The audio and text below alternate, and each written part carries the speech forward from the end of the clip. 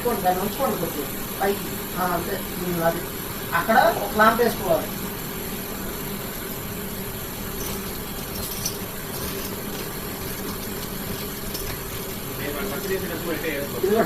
Friends, good morning all of you. మనకైతే ఈ August month 3వ తారీఖు అయితే మనకి లబ్బిపేట బ్రాంచ్లో రెఫ్రిజరేటర్ ట్రైనింగ్ అనేది స్టార్ట్ అవబోతుంది అనమాట.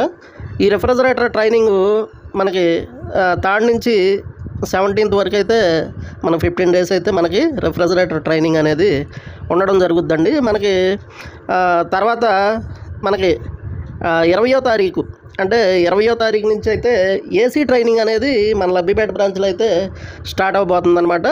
అయితే వీళ్ళు 10వ తారీఖు అయితే మనకి 10th అంటే ఆగస్టు 10వ తారీఖు అయితే కన్ఫర్మేషన్ ఫీజులు అయితే మనకి 10వ తారీఖు నుంచి కట్టించుకుంటారనమాట. అది ఆ ఇన్ఫర్మేషన్ అయితే మనకి ఈరోజే వచ్చిందనమాట. ఆగస్టు 10వ తారీఖు నుంచి ఏసీకి కన్ఫర్మేషన్ ఫీజు అనేది కట్టించుకుంటారు. ముఖ్యంగా ఇంకో విషయం తెలియజేయాలండి, ఎవరైనా కానీ 10 లోపు మీరైతే ఏసీ కన్ఫర్మేషన్ ఫీజు అని మీరైతే ఎవరో వేయొద్దు. రెఫ్రిజరేటర్కి అలాగే వేసేసారంట. మీరైతే ఎవరో కూడా వేయొద్దండి. 10వ తారీఖు 9 తర్వాత మాత్రమే ఖాళీ ఉన్నాయో లేదో కనుక్కుని వెయ్యాలి. దాదాపు ఏసీ ట్రైనింగ్ కూడా 90% అయితే కొత్త వారికి అయితే ఎలాంటి అవకాశం లేదు.